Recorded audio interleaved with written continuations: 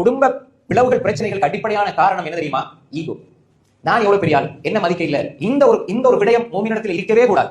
நிறைய பேருக்கு தற்பெருமை, நிறைய பேருக்கு பொறாமை, இந்த சைத்தானிய பண்புகள் வந்து குடும்பத்துக்குள்ள விரிசல் ஏற்படுத்தியும்.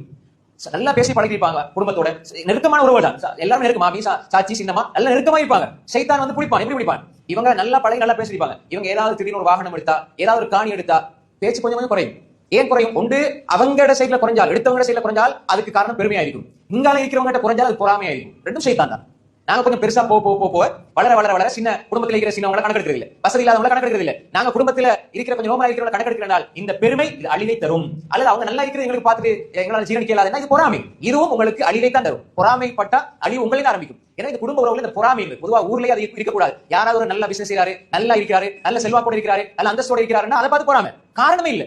இவருக்கு அவருக்கு முடியல, எந்த பிரச்சனையும் இருக்காது. அவர் ஒரு வகையில் அவர் நல்லதான் செஞ்சிருப்பார், ஆனா பொறாமை. அன்புக்குரிய சகோதரர்களே, இந்த பொறாமை இருக்கிறதே மிகப்பெரிய நஞ்சு சகோதரர்களே. உங்களை அதை அழித்து விடும். அந்த குணம் வந்துருச்சுன்னு சொன்னா குடும்ப உறவுகள்ல அது விரிசல் ஏற்படும். பெருமை, பொறாமை இது ரெண்டும் இருக்கக்கூடாது. அதே மாதிரி எல்லா விஷயத்தையும் என்ன முதன்மைப்படுத்தணும்னு நினைப்பாங்க குடும்பத்துல, அதுவும் இருக்கக்கூடாது. எல்லா இடத்துலயுமே நீங்க கல்யாணத்துக்கு முதலாவது எங்களுக்கு தான் சொல்லணும், அல்லது எங்களுக்கு தான் இந்த நிகழ்ச்சி சொல்லணும், எல்லாத்துக்கும் எங்களை முதன்மைப்படுத்தணும். நீங்க ரெண்டாவது என்கிட்ட வந்தா நாங்க வரமாட்டோம். அன்புக்குரிய சகோதரர்களே, அப்துர்ரஹ்மான் அவுஃப் ரலியல்லாஹு கல்யாணம் முடிச்சு பள்ளிக்கு வராங்க. ரசூல் ஸல்லல்லாஹு அலைஹி வஸல்லம் அந்த அடையாளத்தை பார்த்து கேட்டாங்க, நீங்க கல்யாணம் முடிச்சீங்களான்னு. ரசூலுல்லாஹ்க்கே தெரியாது. அப்ப ரசூல் என்ன சொல்லிக்கிறோம்? எனக்கு தெரியாம கல்யாணம் முடிச்சீங்களா? இது வந்து பள்ளிக்கு வரக்கூடாதுன்னு இந்த காலத்துல இருந்தா. அன்புக்குரிய சகோதரர்களே, அல்லாஹ் பாதுகாக்கணும். ரசூல் சொன்னாங்க அவுலி வல பிஷார் அப்படின்னா நீங்க ஒரு ஆட்டை கொண்டாவது சரி வலிமையாவா கொடுத்துருங்க அப்படின்னாங்க. இதுதான் சகோதரர்களே, ரசூல் ஸல்லல்லாஹு அலைஹி வஸல்லம் கூட இந்த உலகத்துக்கு எல்லாருக்கும் ரஹ்மத்தாக அனுப்பப்பட்டவங்க கூட எதிர்பார்க்கல. நீ என்ன கூப்பிடணும்? நிறைய பிரச்சனைகள், மனக்கவலைகள் வாரதுக்கு அடிப்படை காரணத்துல ஒண்ணுதான் எதிர்பார்ப்பு. தேவையில்லாத எதிர்பார்ப்பு. என்ன மதிக்கணும், என்ன கண்ணியப்படுத்தணும், என்ன முதலாக கூப்பிடணும். நீங்க அப்படியே ஒரு சர்வ சாதாரணமா வாழ்ந்து பாருங்க. நிம்மதி